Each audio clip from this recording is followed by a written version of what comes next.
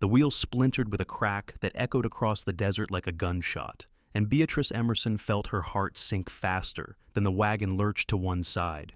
She pulled hard on the reins, bringing the two horses to a halt as dust swirled around her skirts and the merciless New Mexico sun beat down on her shoulders.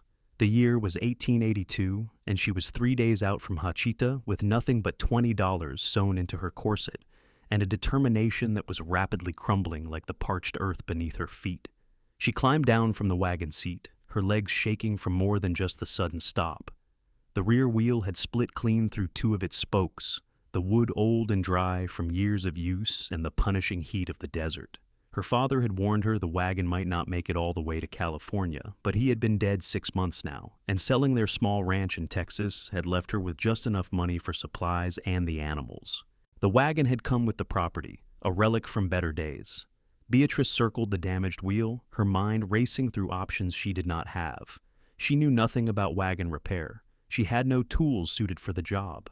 The nearest town was Hachita, at least 15 miles back the way she had come, and she had passed it 2 days ago, thinking she could make better time by pushing forward. Now she stood alone on a dusty trail that stretched endlessly in both directions, with nothing but sagebrush and the occasional juniper tree breaking up the monotony of tan earth and blue sky. She pulled off her bonnet and wiped the sweat from her forehead, her dark hair already escaping its pins. At 22 years old, she had thought herself capable of making this journey alone. Her father had taught her to handle horses and shoot a rifle, to read the stars and ration supplies. But he had never taught her carpentry, and now she was paying the price for that gap in her education. The sound of hoofbeats made her turn sharply, one hand instinctively moving to the rifle propped beside the wagon seat. A single rider approached from the east, moving at an easy lope that spoke of someone in no particular hurry. As he drew closer, she could make out a tall man on a paint horse, his hat pulled low against the sun. He slowed as he neared, raising one hand in a peaceful gesture. "Afternoon, miss," he called out, his voice carrying easily across the still air. "Looks like you have got some trouble there." He was perhaps 25 or 26, with sun-darkened skin and light brown hair that curled slightly at his collar. His clothes were dusty from travel, but she could see they had been well made once. A blue shirt faded to almost gray, dark trousers, and boots that had seen hard use but regular care. Most notably, he wore no gun belt, though she spotted a rifle in a scabbard on his saddle. "My wheel broke," Beatrice said, stating the obvious because she could think of nothing else to say. She kept her distance, aware that she was alone and vulnerable despite the rifle within reach. The man dismounted slowly, keeping his movements obvious and unthreatening. He approached the wagon and knelt beside the damaged wheel, running his fingers along the split spokes. "These are pretty far gone," he said. "The wood is so dry, it is a wonder the whole thing did not shatter. How far are you traveling?" "California," Beatrice said. "I am heading to Sacramento. My aunt has a boarding house there." He looked up at her, squinting against the sun. "That is a long way to go alone. You planning to take this trail all the way?" "I was following the southern route," she said, "at least until my wheel had other ideas." He stood up, dusting off his hands.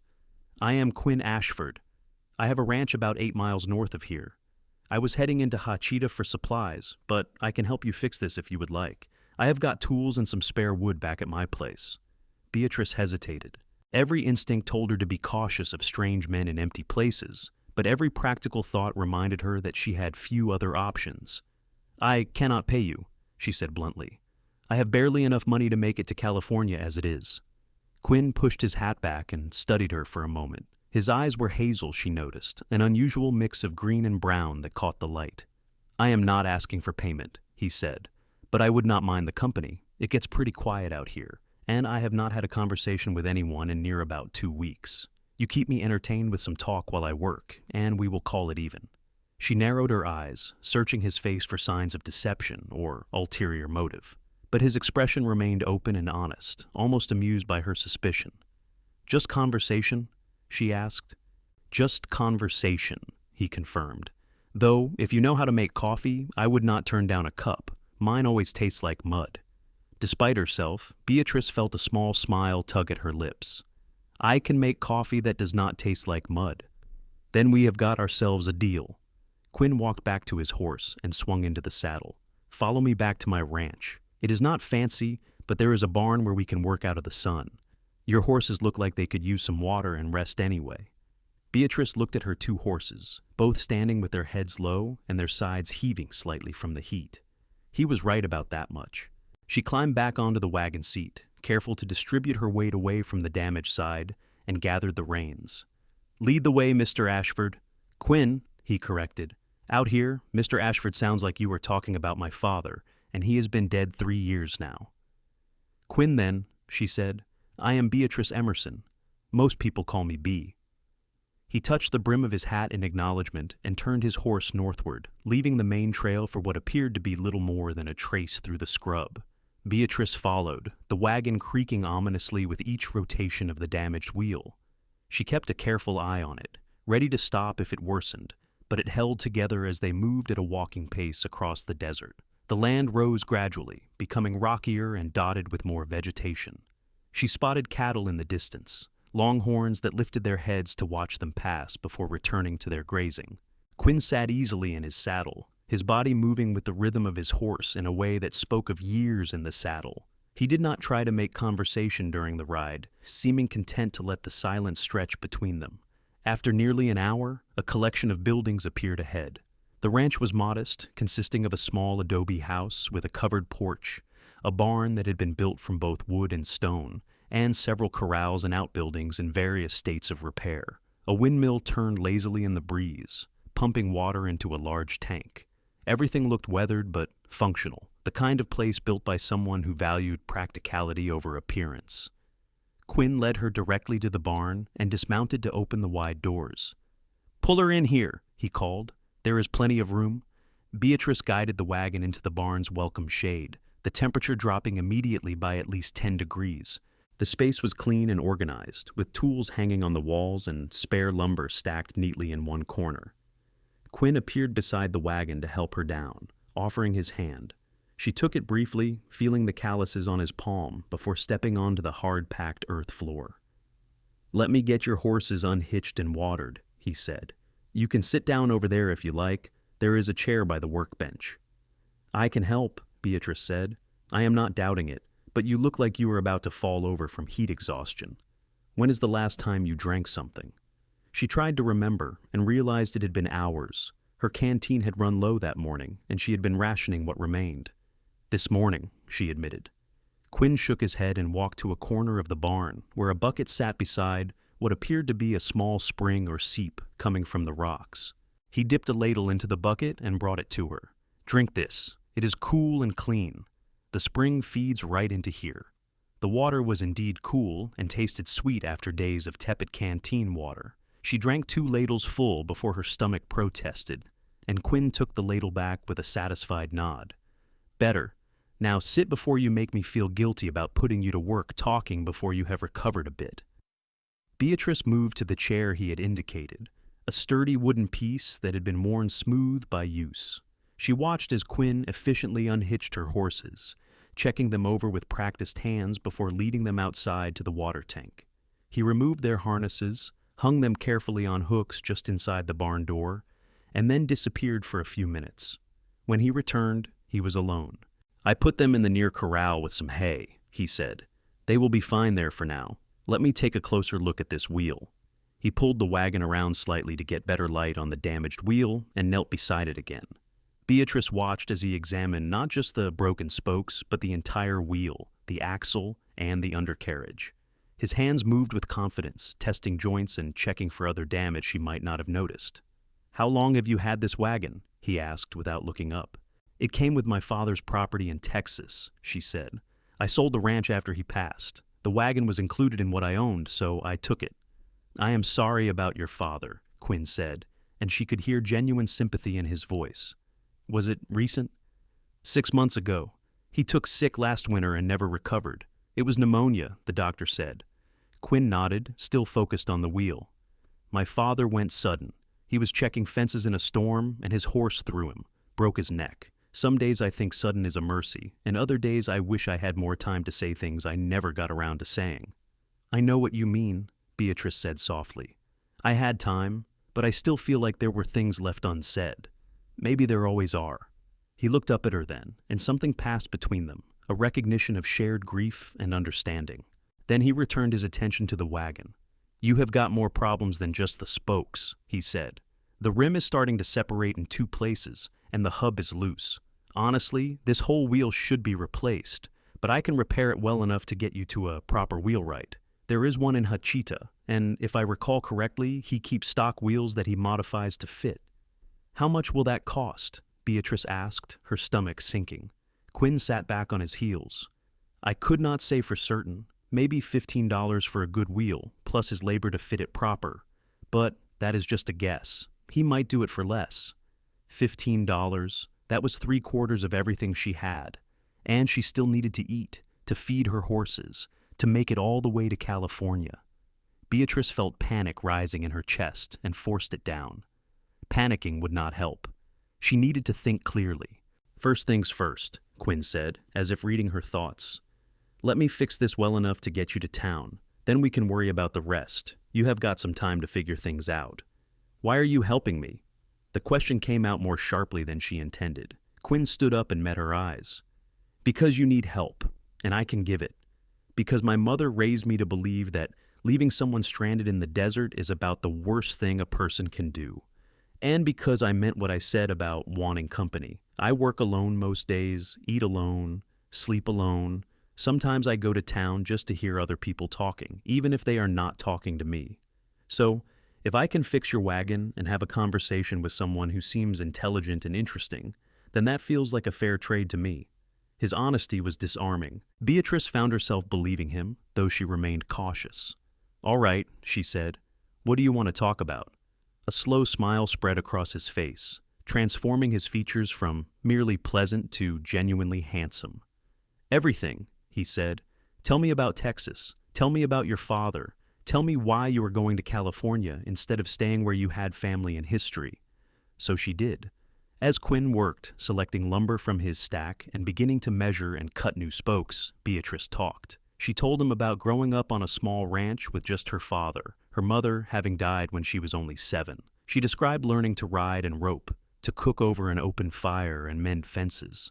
She explained how her father had insisted she learn to read and write and figure, even hiring a tutor from town twice a week for years. "He always said that education was the one thing nobody could take from you," she said. "That you could lose your land or your money, but what you knew stayed with you." Quinn nodded as he worked, carefully shaving down a piece of wood to match the thickness of the remaining good spokes. "He sounds like a wise man. My father believed something similar.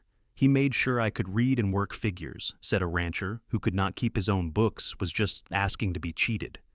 "Can you keep books?" she asked. "Well enough. It is not my favorite part of ranching, but I manage. I am better with the cattle and horses than I am with numbers, but I get by."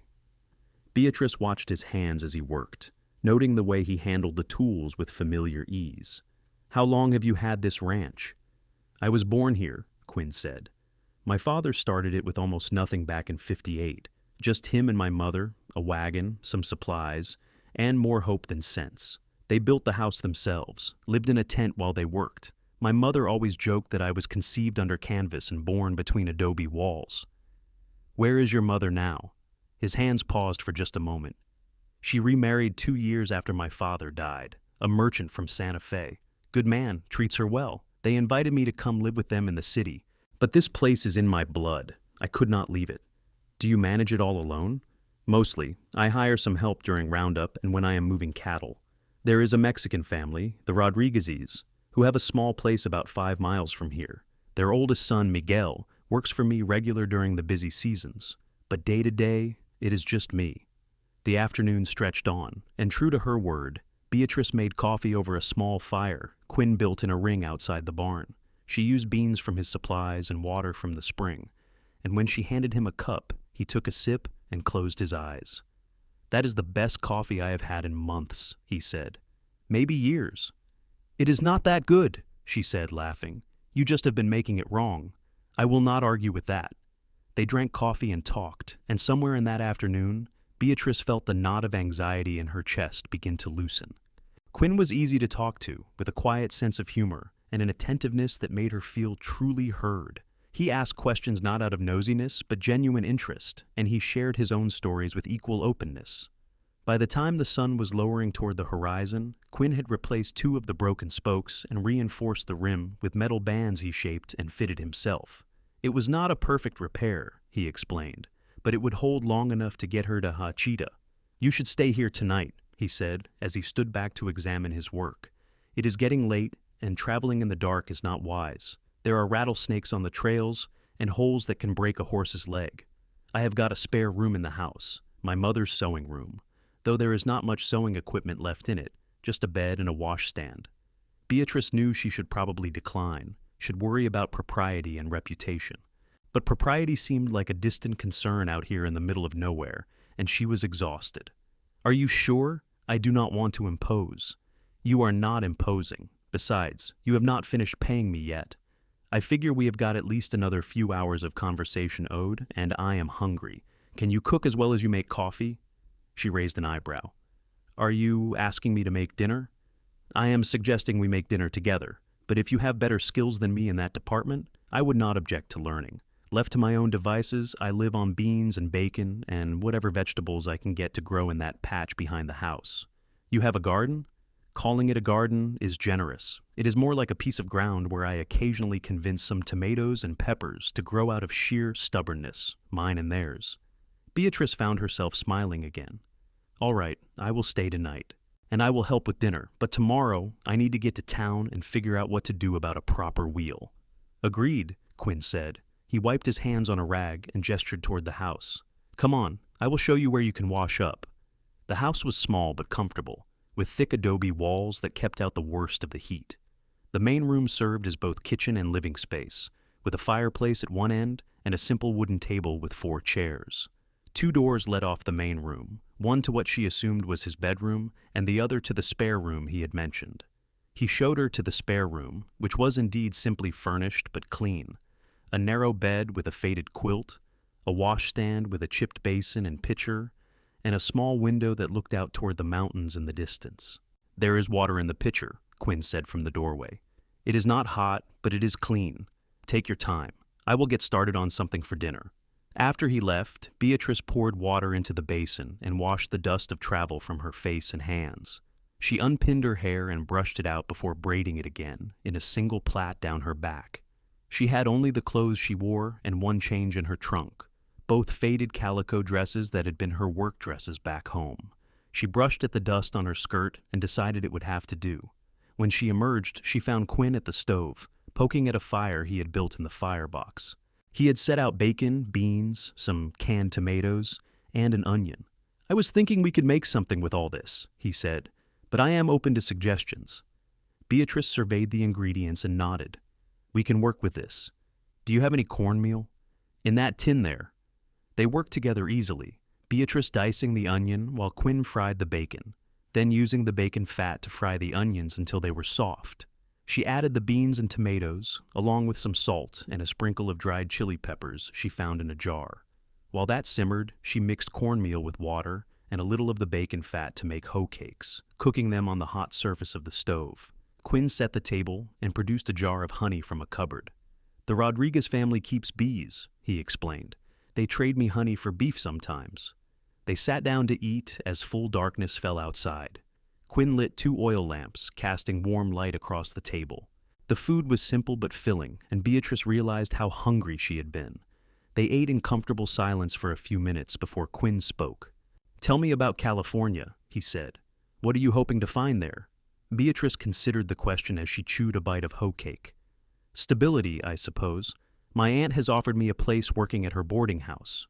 Room and board, plus a small wage. It is not much, but it is more than I had in Texas. After I sold the ranch, there was not anything left for me there. Too many memories and not enough future. Do you think you will like running a boarding house? I do not know, she admitted. I have never done it, but I can cook and clean and manage accounts. I learn quickly, and my aunt seems to think I will do well. Have you ever met her? Once, when I was very young, she came to visit after my mother died. I barely remember her, but she has written to me over the years. When I wrote to tell her about my father, she wrote back immediately with the offer. Quinn nodded slowly. It is good to have family. Even family you barely know is better than being completely alone. Is that why your mother wanted you to come to Santa Fe? Part of it. She worries about me out here by myself. She thinks I should marry, settle down, have children to carry on what my father built. She's probably right, but I have not met anyone I wanted to marry." Beatrice felt a small flutter in her chest at those words, but pushed it aside. "Maybe you are too particular." "Maybe," he agreed, his eyes meeting hers across the table. "Or maybe I just have not met the right person yet." The moment stretched between them, charged with something Beatrice was not quite ready to name. She looked away first, focusing on her food. "These hoe cakes are a little dry." "They are perfect," Quinn said, and she could hear the smile in his voice. After dinner, they cleaned up together, washing dishes in water heated on the stove. Quinn proved to be thorough, if not particularly fast, and Beatrice found herself brushing against him occasionally in the small kitchen space. Each accidental touch seemed to linger, heightening her awareness of his presence. They talked late into the evening, sitting at the table with cups of coffee. Quinn told her about ranching, about the challenges of running cattle in the harsh desert climate, about the satisfaction of seeing calves grow strong and healthy. Beatrice talked about the books she had read, about her dreams of maybe teaching school someday if the boarding house did not work out. "You would be a good teacher," Quinn said. "You explain things clearly, and you are patient. I can tell from how you walked me through making that coffee this afternoon. That was hardly teaching, that was just making coffee. It is all teaching when you are showing someone how to do something better than they were doing it before."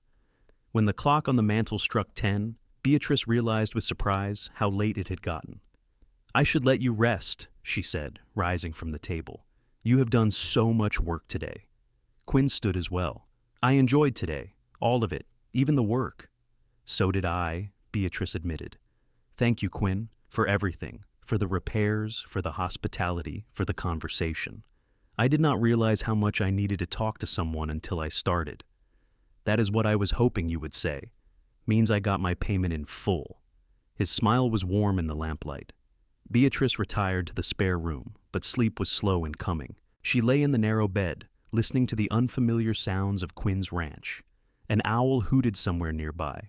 The windmill creaked as it turned, and through the walls she could hear the faint sounds of Quinn moving around, getting ready for bed. She thought about his hands, strong and capable as they worked on her wagon, about his eyes, the way they crinkled at the corners when he smiled, about the easy way they had fallen into conversation, as if they had known each other for years rather than hours. It was dangerous, she knew, to feel this drawn to someone she had just met. She was leaving, heading to California to start a new life. There was no room in her plans for a cowboy rancher in New Mexico, no matter how kind or handsome or easy to talk to. But as she finally drifted off to sleep, it was Quinn's face she saw behind her closed eyes. She woke to the sound of roosters crowing and the smell of coffee. Pale dawn light filtered through the small window, and for a moment, Beatrice could not remember where she was. Then the events of the previous day came rushing back, and she sat up quickly, smoothing her hair and dress.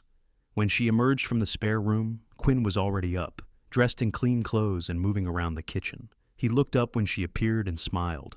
"Morning, there is coffee ready, and I was about to start breakfast. Eggs and bacon sound good?" "Sounds perfect, but let me help."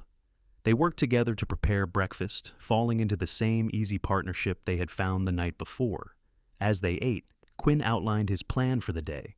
"I will hitch up your horses and we will head into Hachita," he said. "I still need those supplies I was going after yesterday, and you need to see the wheelwright. It should not take more than a few hours there and back." "You do not have to come with me," Beatrice said. "You have already done so much." "I want to," Quinn said simply. "Besides, old George the wheelwright is a friend of mine. Maybe I can help negotiate a fair price." They loaded into the wagon together, Quinn driving while Beatrice sat beside him on the seat. The morning air was cool and pleasant, not yet heated to the punishing temperatures of midday. They talked as they traveled, and Beatrice found herself telling him things she had not shared with anyone, small details about her childhood, and her dreams that felt safe to share with this near stranger, who somehow did not feel like a stranger at all. Hachita appeared on the horizon after nearly 2 hours of travel, a small collection of buildings that served the scattered ranches and mines in the area. The town consisted of little more than a main street with a general store, a saloon, a stable, a small hotel, and a handful of other businesses. Quinn guided the wagon directly to a building at the far end of the street. a large workshop with an open front where a gray-haired man was bent over a workbench. "George," Quinn called out as they approached, "I have got a customer for you." The wheelwright straightened up, his weathered face breaking into a smile.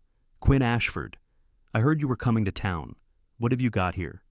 Quinn explained the situation while George examined the damaged wheel, his experienced eyes taking in every detail. He tested the repairs Quinn had made and nodded approvingly. "You did good work here, Quinn. This will hold for a bit, but the lady needs a new wheel. The whole thing is too far gone to properly repair." "What will that cost?" Beatrice asked, her voice steady despite the anxiety churning in her stomach. George scratched his chin. "I have got a wheel that would fit with some modification. Good seasoned wood, proper construction. Normally I would charge $18 for the wheel and the fitting." Beatrice felt her heart sink. $18 was almost everything she had. "But," George continued, glancing at Quinn, "seeing as you are a friend of Quinn's, and seeing as he already did half my work for me with these repairs, I will do it for $12 even." $12. Beatrice did some rapid calculations in her head. That would leave her with $8 to get all the way to California. It was not enough. It was nowhere near enough. Quinn must have seen something in her expression because he spoke up quickly. "Could you give us a minute, George?" The wheelwright nodded and returned to his workbench, making a show of being busy with something else. Quinn took Beatrice's elbow and guided her a few steps away, his voice low. "What is wrong? $12 is a fair price. Better than fair, honestly." "I know," Beatrice said, "but $12 leaves me with almost nothing. I have to feed myself and my horses for weeks of travel. I have to pay for any other repairs or emergencies. I have to have something when I arrive in California in case my aunt's situation has changed." She felt dangerously close to tears and blinked them back fiercely. Quinn was quiet for a moment, thinking. Then he said, "What if you stayed here a while, worked to earn the money you need before continuing?" "Doing what? I do not have any skills that would let me earn money quickly in a town this small." "You could stay at my ranch," Quinn said. The words came out in a rush, as if he had not quite thought them through. "I mean, you could work for me. I need help. There are things around the place that I have been putting off because I do not have time. Mending, cooking, helping with the garden, maybe helping with the books. I could pay you a fair wage, and you would have room and board. You could save up enough to continue safely." Beatrice stared at him. "You want me to stay, at your ranch, alone with you?" She saw color rise in his cheeks. "I know how it sounds, but it would be proper work for proper pay. You would have your own room, same as last night. I would I would respect." He trailed off, clearly flustered. "Why?" Beatrice asked. "Why would you do this?" Quinn met her eyes. "Because I like your company. Because I think you are intelligent and capable, and I could genuinely use the help. And because I think you need a safe place to land for a little while, and I can offer that." He paused, then added more quietly, "And maybe because I am not quite ready to say goodbye yet." Beatrice felt her breath catch. She should say no. It was too risky, too improper, too complicated. But when she opened her mouth, different words came out. "How long are you thinking?" "A month, maybe 6 weeks. That should give you time to earn enough to continue safely. And it would give me time to get through some of the work I have been putting off." He was watching her intently, his hazel eyes hopeful. "What would you pay?" "Room and board plus $10 a week. That is $40 to $60 by the time you leave, added to the $8 you will have left. That would get you to California with something to spare." It was a generous offer, more than generous. Beatrice knew she should be suspicious, should question his motives. But she found that she trusted him, this cowboy who had stopped to help a stranger and asked nothing but conversation in return. "All right," she said. 1 month. I will work for you for 1 month, and then I continue to California." The smile that spread across Quinn's face was bright as sunshine. "All right then. Let us get your wagon fixed up proper." George made the wheel replacement look easy, though Beatrice could see the skill involved in every adjustment and fitting. While he worked, Quinn and Beatrice walked to the general store, where he picked up his supplies: flour, sugar, coffee, some canned goods, and a few other necessities. He added extra to his usual order, explaining that he was accounting for 2 people now instead of 1. At the dry goods section, Quinn paused by a display of fabric. "You should pick out some material," he said, "for a new dress or 2. You cannot work all month in the same 2 dresses." Beatrice started to protest, but Quinn cut her off. Consider it part of your wages, materials for proper work clothes. My mother's old sewing machine is still in that spare room. I just keep the bed in there now, but we could set the machine back up if you know how to use it. I can sew, Beatrice admitted. She ran her hand over a bolt of sturdy blue cotton, practical and pretty at the same time. Another bolt in a warm brown caught her eye. Get both, Quinn said, and whatever thread and notions you need. Get enough to make a couple of everyday dresses and maybe something nicer too. Quinn, that is too much. It is an investment in my ranch hand, he said with a grin. I need you dressed for work. By the time they left town, the wagon had a new wheel that rolled smooth and true, and the back was loaded with supplies including 3 bolts of fabric, thread, buttons, and a few other items Beatrice would need. George had also checked over the rest of the wagon and tightened some loose bolts, declaring it sound enough for the work ahead. The ride back to the ranch felt different. There was a sense of anticipation, of standing on the edge of something new. Beatrice found herself studying the landscape with different eyes, noticing details she had missed before, the way the light hit the mountains in the distance, the surprising variety of plants that grew in what looked like barren ground, the occasional flash of movement that might have been a jackrabbit or a roadrunner. What do you think? Quinn asked, gesturing at the scenery. Think you can stand looking at this for a month? I think I can manage, Beatrice said. Then, more seriously, thank you, Quinn, for all of this. I know it is unusual what we are doing, but I am grateful. So am I, he said quietly. They fell into a routine over the next few days. Quinn was up before dawn, heading out to check on his cattle or mend fences or handle one of the dozen other tasks that came with running a ranch. Beatrice woke early as well, starting coffee and breakfast so that Quinn could eat properly before heading out to work. She spent her mornings cleaning the house, which had been neglected by a bachelor living alone for too long. Dust and grime gave way to gleaming surfaces. Windows were washed. The floor was swept and mopped. In the afternoons, while the heat was most intense, Beatrice worked inside on other projects. She set up the sewing machine and began cutting and stitching her new dresses.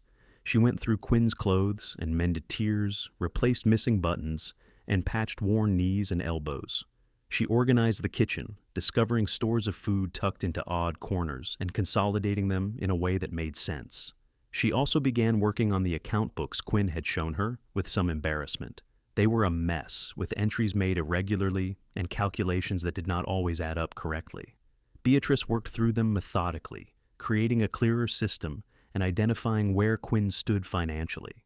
To her relief, he was doing better than he seemed to think, with enough saved to weather a hard season if needed. In the evenings, they ate dinner together and talked. Quinn told her stories about his childhood on the ranch, about his parents and their struggles and triumphs. Beatrice shared more about her own past, about her mother, who had died too young, and her father, who had never quite recovered from that loss. They talked about books they had read, places they wanted to see, ideas they had about the world. Quinn had opinions on politics and economics that surprised her with their thoughtfulness. Beatrice found herself arguing with him sometimes, enjoying the cut and thrust of debate with someone who did not expect her to defer simply because she was a woman. On the 4th day, Quinn asked if she wanted to ride out with him to check on the cattle in the northern section. It is a fair distance, he said. But you said you could ride, and I thought you might be getting tired of being cooped up in the house. Beatrice agreed eagerly. Quinn saddled his paint horse and a gentle mare for her, a sorrel with a sweet face and steady disposition. They rode out together in the cool morning air, and Beatrice felt something in her chest expand with the space around them. Quinn showed her the water sources he had developed, the natural springs he had channeled into tanks, and the wells he had dug. He pointed out landmarks and explained the boundaries of his land. He talked about his cattle with obvious pride, showing her the calves from this year's breeding and explaining his plans for building up his herd. My father started with 30 head, he said. Now I have got near 200. In another few years, if things go well, I should have 300 or more. Then this place will really be something. It is already something, Beatrice said, looking around at the vast expanse of land. You have built this up yourself, Quinn. That is impressive. He looked pleased by the compliment. It is not much compared to the big operations, but it is mine. Every inch of fence, every head of cattle, every bit of it is mine because I worked for it. They stopped by a small creek for lunch, eating sandwiches Beatrice had packed that morning. The spot was shaded by a few cottonwood trees, and the sound of water moving over rocks was soothing. Quinn's horse and the mare grazed nearby while they sat on a flat rock and ate. "Can I ask you something?" Quinn said after a while. "Of course." "Why California? I mean, I know you said your aunt is there, but is that the only reason? There must be boarding houses in Texas that would hire you. Or you could have gone to Santa Fe or Denver or any number of places closer." Beatrice considered the question. "I wanted to go somewhere different, somewhere that did not remind me of everything I lost. Texas was my whole life until 6 months ago. Every place I looked, I saw memories of my father. I needed a clean start, a place where I could be someone new." "And you think you will find that in California?" "I do not know," she admitted. "But I have to try. I have to see what else is out there beyond the life I knew." Quinn nodded slowly. "I understand that. Sometimes I think about leaving here, going somewhere new. But then I remember that this place is part of me. I do not know who I would be anywhere else." "Maybe that is the difference between us," Beatrice said. "You know who you are. I am still trying to figure that out." "I think you know more than you give yourself credit for," Quinn said. "You are brave, Beatrice, braver than most people. Heading off alone to cross half the country with nothing but hope and determination, that takes real courage." She felt her cheeks warm at the compliment. "Or real foolishness. My wheel breaking might have been the universe telling me I was making a mistake. Or it might have been the universe making sure you ended up exactly where you needed to be." Their eyes met, and Beatrice felt that flutter in her chest again, stronger this time. She looked away first, focusing on wrapping up the remains of lunch. "We should head back. You have more work to do." "Always more work," Quinn agreed, but she thought she heard regret in his voice. As the days passed, Beatrice found herself settling into the rhythm of life on the ranch. As she woke each morning, feeling more rested than the day before. Her skin tanned from time spent in the sun, hanging laundry, or working in the garden that she had taken over from Quinn with enthusiasm. The garden responded to her attention, the plants growing stronger and producing more vegetables than Quinn had ever managed to coax from the stubborn ground. She finished her new dresses and wore them with pride, the blue one for everyday work and the brown one for when Quinn mentioned they might have visitors or need to go to town. She had made herself a simple blouse and split skirt as well, practical for riding, and Quinn's eyes had widened appreciatively when he first saw her in it. They rode out together often, sometimes to check on cattle, but other times simply to explore the landscape.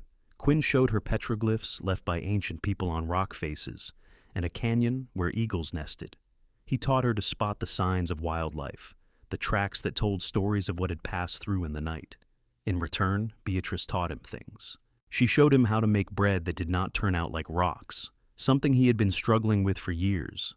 She explained a better system for organizing his tools so he could find what he needed quickly. She worked on his bookkeeping until she had it organized in a way that made sense and showed him how to maintain it.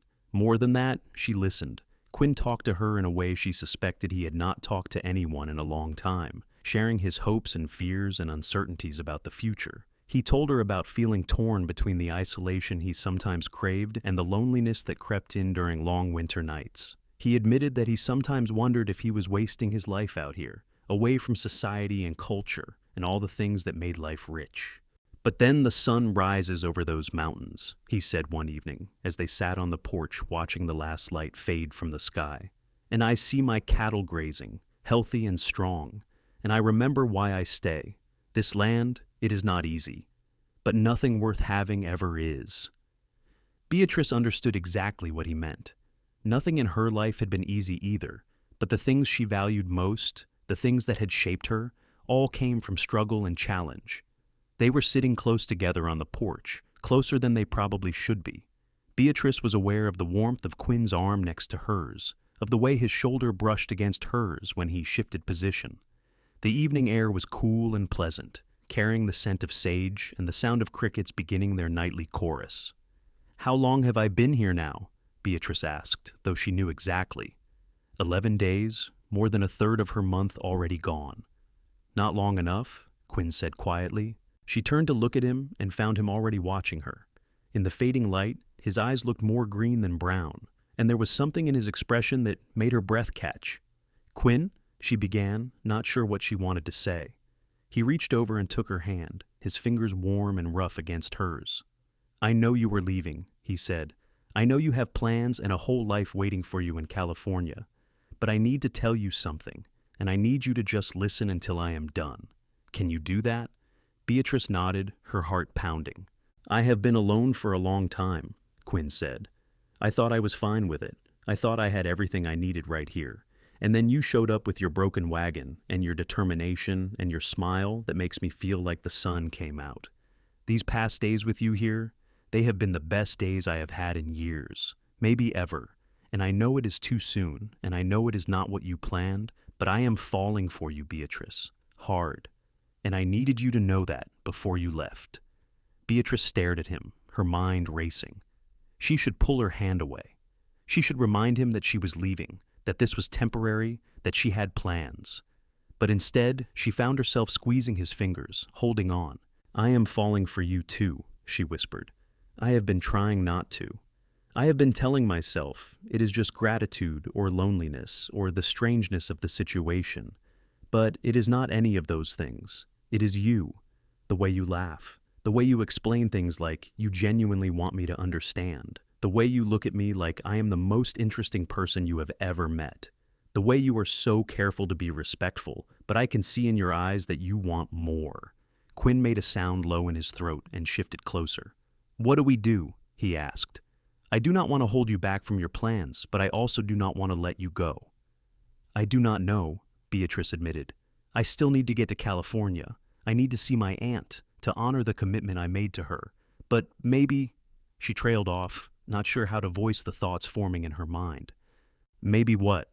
Maybe California does not have to be forever. Maybe I could go, see if it is what I hoped, and if it is not. She looked at him, hope and fear warring in her chest. Would you wait for me? I would wait as long as it took, Quinn said firmly. If you said you would come back, I would wait years if I had to. I could not ask you to do that. You are not asking, I am offering. He brought her hand up to his lips and pressed a kiss to her knuckles. But I have got another idea. What if I came with you? Beatrice blinked. What? I could travel with you to California. Make sure you get there safe. Meet your aunt, see the situation. If it is everything you hoped, then I will come back here and wait for you to decide what you want. If it is not, then we figure out the next step together. Either way, you are not alone. But your ranch, your cattle, Miguel Rodriguez would look after things for a couple of months. I trust him completely, and his father could help. They would probably be glad of the extra work and the pay. This place will still be here when I get back. It was crazy. It was impulsive. It was everything Beatrice had not planned for. But as she looked at Quinn's earnest face, his eyes full of hope and sincerity, she found herself nodding. You would really do that? Leave your ranch for months to travel with me? I would do a lot more than that for you, Quinn said. I know this is fast, Beatrice. I know we have only known each other less than 2 weeks. But some things you just know. I knew this land was mine the first time I really looked at it. I knew ranching was in my blood the first time I helped my father deliver a calf. And I know you are the person I want to spend my life with, however that looks, wherever that is, as long as you were there. Beatrice felt tears prick her eyes. You barely know me. I know the important things. I know you are strong and smart and kind. I know you face challenges head on instead of running from them. I know you make the world brighter just by being in it. I know that when I wake up in the morning, the first thing I think about is whether you are awake yet and what you will talk about over coffee. I know that is enough for me. She was crying now, tears sliding down her cheeks. Quinn reached up with his free hand and gently wiped them away. Are those good tears or bad tears? Good tears, Beatrice managed. Definitely good tears. So what do you say? Will you let me come with you? Yes, she said. Yes, I want that. Quinn smiled, and then he was leaning in, giving her plenty of time to pull away if she wanted. But Beatrice did not want to pull away. She closed the distance between them, and when their lips met, it felt like coming home. The kiss was gentle at first, tentative, both of them learning the shape and taste of each other. Then Quinn's hand came up to cup her cheek, and Beatrice leaned into his touch, and the kiss deepened into something warmer and more certain.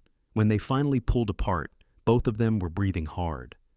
I have been wanting to do that for days, Quinn admitted. So have I, Beatrice said.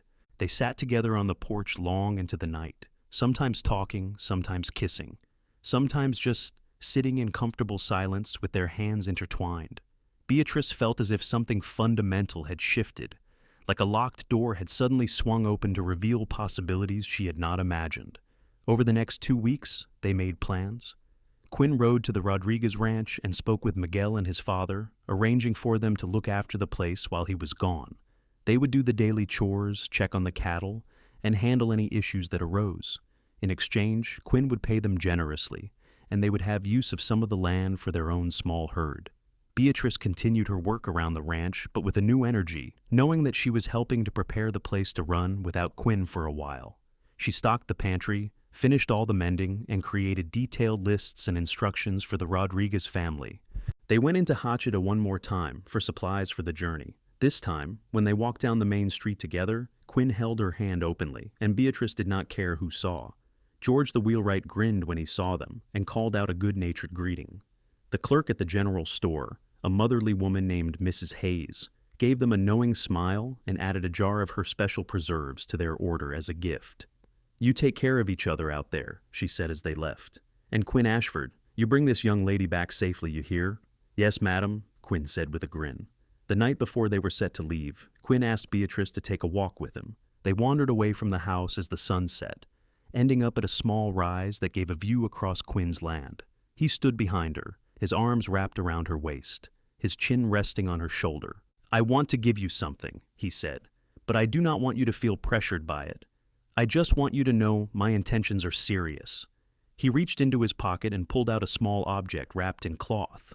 When he unfolded it, Beatrice saw a silver ring, simple and elegant, with a single small turquoise stone set in it.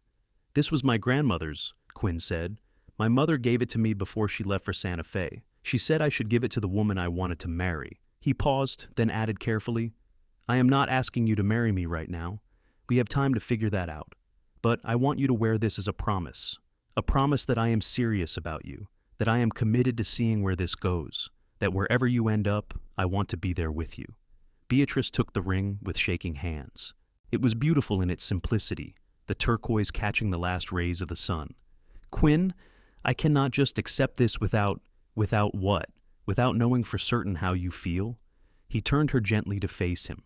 "Beatrice, we have got all the time in the world to be certain, but I already know what I want. I want you. If California makes you happy, then we will find a way to make a life there. If you decide you would rather be here, then this ranch is as much yours as it is mine. And if you decide you want something completely different, some third option neither of us has thought of yet, then we will figure that out together. The only thing I know for certain is that I do not want to do any of it without you." Beatrice looked at the ring, then at Quinn's face, open and honest and full of love. She thought about the month she had spent here, how naturally they had fit together, how right it all felt. She thought about the future stretching out ahead of them, uncertain but full of possibility. "Yes," she said, "I will wear your ring. I will be promised to you.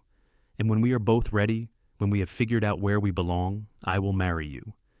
Quinn's face lit up with joy, and he took the ring and slid it onto her finger. It fit perfectly, as if it had been made for her. Then he kissed her, deep and long and full of promise. They left at dawn the next morning, the wagon packed carefully with supplies for the journey. Miguel and his father had arrived the night before and would move into the house while Quinn was gone. There were handshakes and well wishes, and then they were on the trail, heading west toward California. The journey took 6 weeks, 6 weeks of long days on the trail, and nights camped under the stars. They traveled through New Mexico into Arizona, skirting the southern route to avoid the worst of the mountains. They saw sights that took Beatrice's breath away, vast deserts painted in shades of red and orange, mountains that scraped the sky, valleys green with unexpected life. They also faced challenges, a sandstorm that forced them to take shelter for a full day, huddled in the wagon with scarves wrapped around their faces. A stretch where water was scarce, and they had to carefully ration what they had. A night when coyotes circled their camp, drawn by the smell of their horses, and Quinn sat up with his rifle across his knees until dawn. Through it all, they grew closer. They learned each other's habits and moods. They learned to work together seamlessly, anticipating what the other needed without words. They learned that they were compatible in the ways that mattered, that they could weather difficulty together and come through stronger, They also learned that they loved each other more each day. Quinn was patient and protective without being overbearing, always checking that Beatrice was comfortable and had what she needed. Beatrice brought laughter and conversation to the long days, and her practical skills meant they ate well and stayed organized. They kissed often, stealing moments of intimacy when they could. But Quinn never pushed for more, respecting the boundaries of their unmarried state even as the attraction between them grew stronger. There would be time for everything else, he said. They had all the time in the world. They reached Sacramento in late September, the air already holding the first hint of autumn coolness. The city was bigger than anything Beatrice had experienced, bustling with people and commerce and noise. Quinn guided the wagon through the busy streets with careful attention, watching for the address Beatrice's aunt had provided in her letters. They found the boarding house in a respectable neighborhood, a 3-story building painted white with green shutters. Quinn helped Beatrice down from the wagon, and they stood together looking at the place that might become her new home. "Ready?" Quinn asked, squeezing her hand. "Ready," Beatrice said, though her stomach was fluttering with nervousness.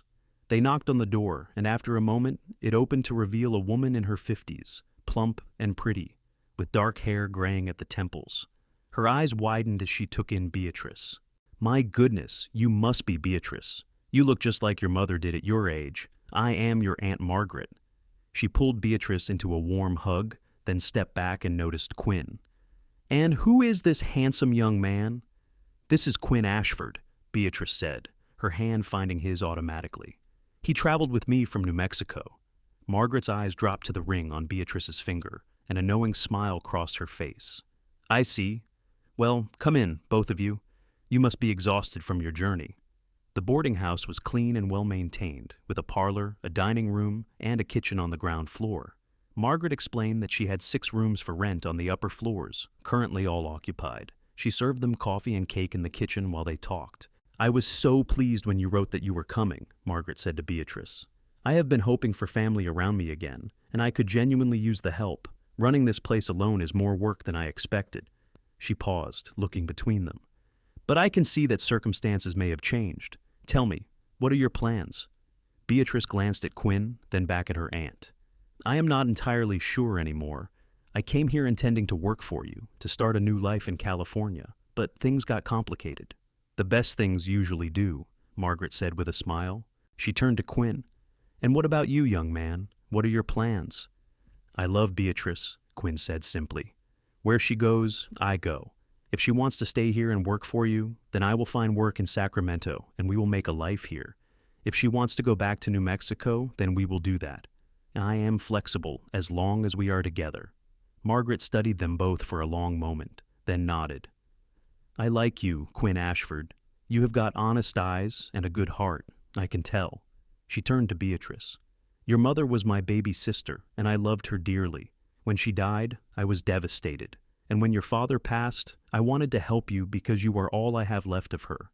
But what I want most is for you to be happy. So, I am going to ask you honestly, with no judgment. What do you want?" Beatrice felt tears prick her eyes again. She thought about the boarding house, about the life she had imagined here. It seemed pleasant enough, comfortable even, but as she sat in that kitchen, she realized it did not feel like home. Home was a small ranch house in New Mexico, with adobe walls and a porch where you could watch the sunset. Home was riding out across open land with the man you loved. Home was the feeling she got when Quinn smiled at her, like she was exactly where she belonged. "I want to go home," she said softly, "back to New Mexico. Back to the ranch. I want to marry Quinn and build a life there. I want to help him grow his herd and make something lasting. I want to be his partner in every sense of the word." Quinn's hand tightened on hers, and she saw joy light up his face. Margaret smiled, and Beatrice realized her aunt had tears in her eyes too. "Then that is what you should do. Follow your heart, sweetheart. That is what your mother would tell you if she were here. But your boarding house, the help you needed," Margaret waved a hand dismissively. "I will hire someone local. There are plenty of widows and young women in Sacramento who would be glad of the work and the room. But there is only one Quinn Ashford, and only one chance at the kind of love I see between you two. Do not throw that away for my convenience." They stayed in Sacramento for 3 days, resting and preparing for the return journey. Margaret insisted they stay at the boarding house. giving them separate rooms, but with a wink that suggested she would not be scandalized if they bent the rules a bit. She fed them well, introduced them to her boarders, and showed Beatrice around the city. On the second day, Quinn took Beatrice to see a jeweler. "If we are going home to get married," he said, "I want to do it right. I want you to have a proper wedding band to go with that ring." They selected a simple gold band that fit perfectly next to the turquoise ring. Quinn paid for it with money he had saved for the trip, and the jeweler promised to hold it for them to pick up before they left. On their last evening in Sacramento, Margaret threw them a small engagement party, inviting the boarders and a few neighbors. It was modest but heartfelt, and Beatrice found herself surrounded by people celebrating her happiness even though they barely knew her. It made her think about community, about the connections that bound people together in unexpected ways. Margaret pulled her aside before they left. "I have something for you," she said, pressing a small purse into Beatrice's hands. "It is not much, just $50, but I want you to have it for your wedding, or to help set up your household, or for whatever you need. Consider it a gift from your mother, passed through me." Beatrice tried to protest, but Margaret would not hear of it. "Take it and be happy," she said firmly, "and write to me. Let me know how you are doing. Tell me about your life. You are my family, Beatrice, and I want to stay connected even if we are far apart." They promised to write, and then they were back on the trail, heading east. The return journey felt different, lighter somehow. They were going home now, not traveling into uncertainty. They made better time, pushing a bit harder each day because they were eager to get back. They talked about their plans constantly. They would marry as soon as they could after returning, perhaps in Hachita, with George the wheelwright and the Rodriguez family as witnesses. They would work together to build up the ranch, with Beatrice handling the books and household, while Quinn managed the cattle and land. They talked about children, agreeing they wanted several if they were blessed with them. They talked about someday building a bigger house with a real parlor and multiple bedrooms. "But I love the house we have now," Beatrice said. "It is cozy. It feels right." "We can always add on," Quinn suggested. "Keep the original part but build more around it. That way we keep what we love and make room to grow." The idea appealed to them both, a metaphor for their whole relationship, building on a strong foundation, keeping what worked while adapting to what came. They reached Quinn's ranch in early November, nearly 4 months after Beatrice's wagon had first broken down on that dusty trail. Miguel and his father had kept everything in good order, the cattle healthy and the property well maintained. When they saw Quinn and Beatrice arrive together, both of them broke into wide smiles. "I had a feeling you would be bringing her back," Miguel said, shaking Quinn's hand. "Congratulations to you both." After the Rodriguez family returned to their own place, Quinn and Beatrice stood on the porch of the ranch house, watching the sun set over the land they would share. Quinn wrapped his arms around her from behind, and Beatrice leaned into his warmth. "Welcome home," he said softly. "It is good to be home," she replied. They were married 2 weeks later in Hachita, in a simple ceremony at the small church, with Father Gonzalez officiating. Margaret had sent a package that arrived just in time, containing a beautiful lace veil that had belonged to Beatrice's mother. Beatrice wore her brown dress, the nicest one she owned, and the veil that connected her to the mother she barely remembered. Quinn wore a new shirt and trousers he had purchased specially for the occasion, his hair neatly trimmed and his face freshly shaved. When Beatrice walked down the aisle toward him, his eyes filled with tears, and she felt her own eyes water in response. The ceremony was brief but meaningful. They exchanged vows before God and the handful of witnesses: Miguel Rodriguez and his wife Maria, George the wheelwright and his daughter Anna, Mrs. Hayes from the general store, and a few other townspeople who had heard about the wedding and come to celebrate. When Father Gonzalez pronounced them husband and wife and invited Quinn to kiss his bride, Quinn took his time about it, pulling Beatrice close and kissing her thoroughly while their guests laughed and applauded. They held a small reception at the restaurant attached to the hotel, with food and music and dancing. Quinn waltzed Beatrice around the small floor, both of them laughing when they stumbled, because neither was particularly skilled at formal dancing. But it did not matter. Nothing mattered except that they were together, legally and publicly committed to each other for the rest of their lives.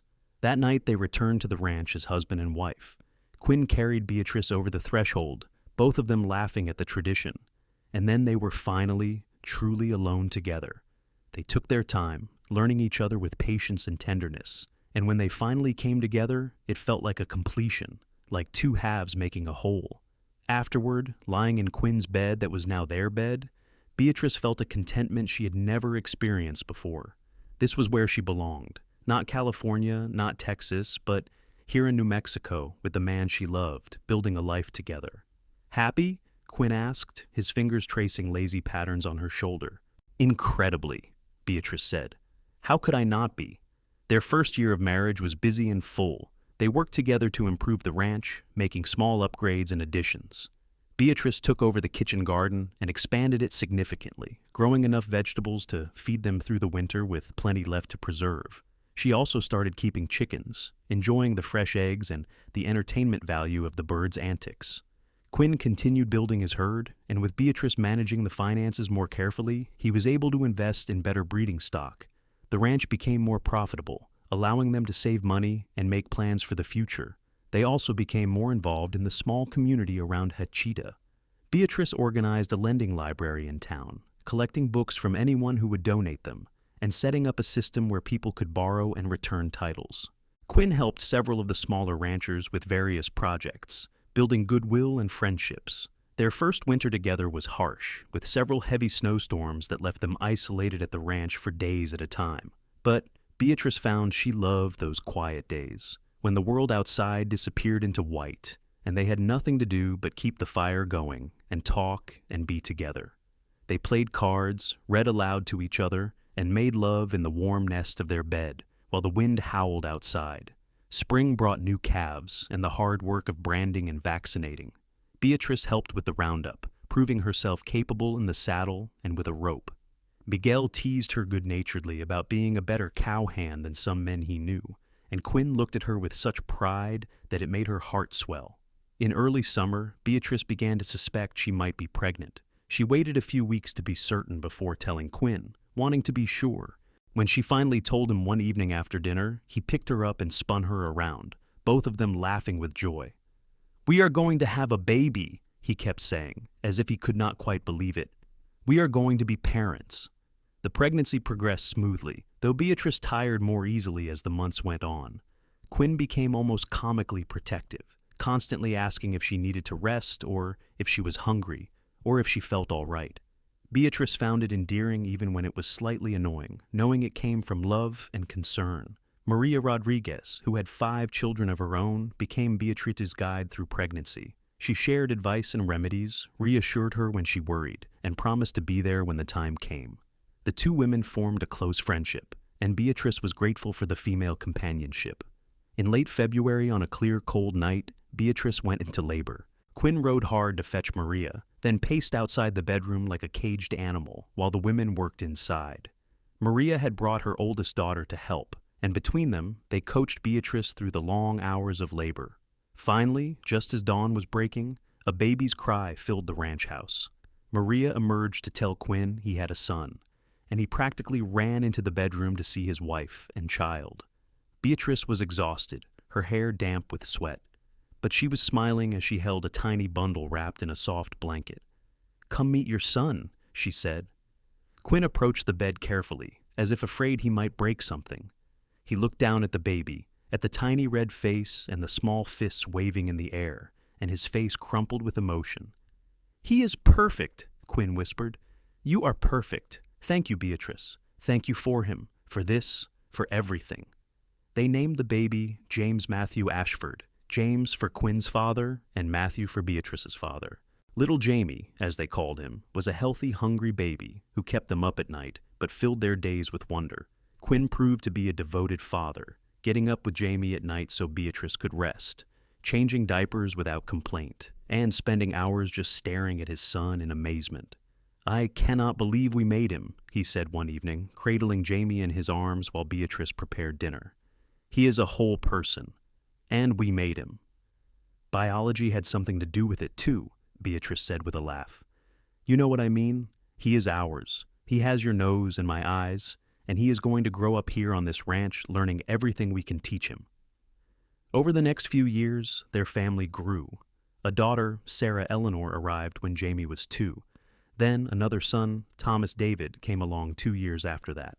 The ranch house that had once seemed adequate started to feel cramped, so Quinn and Miguel spent a summer building an addition, 2 more bedrooms and a larger kitchen. The children thrived in the open air of the ranch. Jamie was serious and thoughtful like his father, fascinated by the cattle, and already talking about being a rancher when he grew up. Sarah was spirited and adventurous, constantly getting into mischief and keeping her parents on their toes. Little Tommy was still a baby, but he had a sunny disposition that made everyone smile. Beatrice sometimes thought back to that day when her wagon wheel broke, when she had stood alone and afraid on a dusty trail with no idea what to do. She thought about how one moment of crisis had led to everything she now had: a husband she loved deeply, children who filled her heart, a home that sheltered and welcomed them all, and a purpose she had never expected to find. She still wrote regularly to Aunt Margaret in Sacramento, sharing news of the children and life on the ranch. Margaret had eventually hired a widow named Dorothy to help with the boarding house, and the two had become close friends. In her letters, Margaret often said she was living vicariously through Beatrice's adventures in ranch life and motherhood. Quinn's ranch continued to prosper. His herd had grown to over 400 head, making him one of the more successful ranchers in the area. He had hired 2 full-time hands in addition to Miguel, and there was talk of him possibly buying the adjacent property when the elderly owner decided to sell. But despite their success and growing prosperity, Quinn and Beatrice never forgot where they started. They remained generous with their neighbors, helping those who faced hard times. They contributed to the church and the school in Hachita. They treated their workers fairly and created a reputation for honesty and integrity. On their 5th wedding anniversary, Quinn surprised Beatrice by taking her back to the spot where they had first met, where her wagon wheel had broken all those years ago. He had ridden out earlier and left a picnic basket there, and they sat together on a blanket watching the sun set over the desert. "Do you ever regret it?" Quinn asked. "Giving up California, staying here instead?" Beatrice looked at him, at the face she knew as well as her own now, at the man who had given her everything she did not know she wanted. "Not for a single second," she said. "This is where I was always meant to be. I just had to have my wagon break down to figure it out." Quinn laughed and pulled her close. "Best broken wagon in history." "Best broken wagon in history," Beatrice agreed. They watched the stars come out, sitting in comfortable silence, thinking about the journey that had brought them here and the future still stretching out ahead of them. They had built something real and lasting, a partnership based on love and respect and shared work. They had created a family, a home, a life worth living. Years passed, and their children grew. Jamie became the rancher he had always wanted to be, working alongside his father and learning everything Quinn could teach him. Sarah, to everyone's surprise, except perhaps Beatrice's, declared she wanted to be a teacher and eventually went to school in Santa Fe to get her certification. Tommy showed an aptitude for mechanical things and talked about being an engineer, though he was still young enough that his plans changed weekly.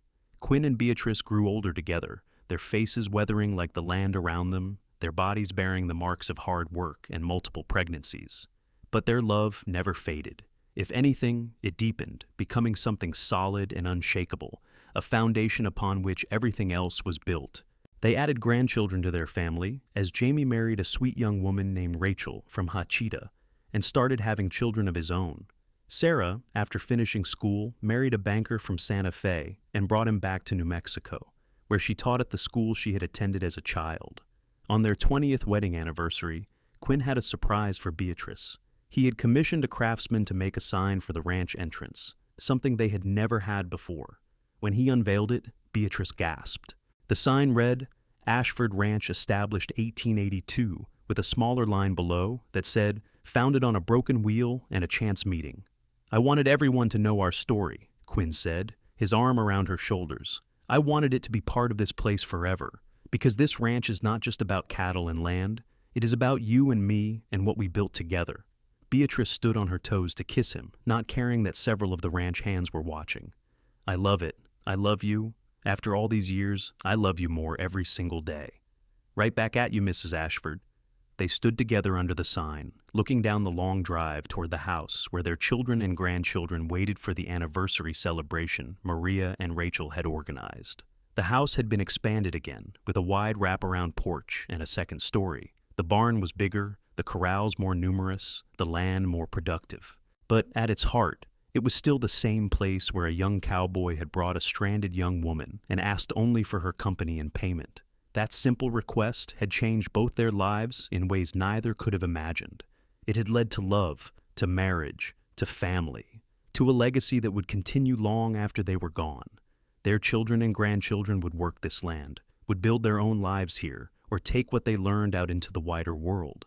As they walked toward the house together, Quinn's hand in hers, Beatrice thought about how strange and wonderful life could be. How one moment, one choice, one act of kindness could set everything on a different path. Her wagon breaking down had seemed like a disaster at the time, the worst possible thing that could happen. But it had been the best thing, the moment that led her to exactly where she belonged. The house was full of laughter and love, food and music, family and friends. Beatrice moved through the celebration, hugging her children, playing with her grandchildren, talking with the neighbors who had become like family over the years. And always, Quinn was nearby, their eyes meeting across rooms, sharing smiles that held 20 years of history, and a love that had only grown stronger with time. That night, after everyone had gone and the house was quiet, Quinn and Beatrice sat on their porch watching the stars, just as they had so many nights before.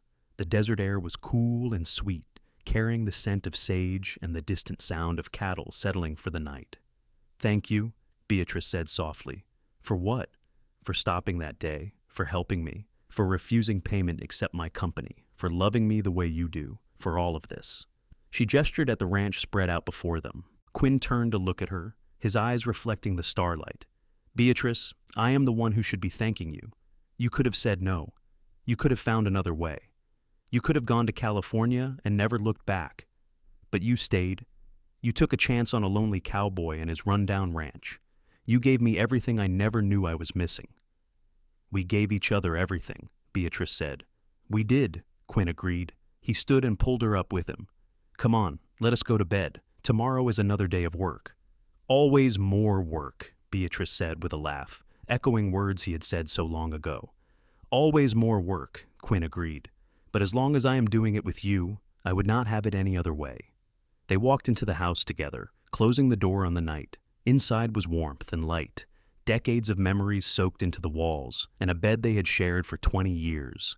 They had built this life together from almost nothing, from a broken wagon wheel and a simple offer of help.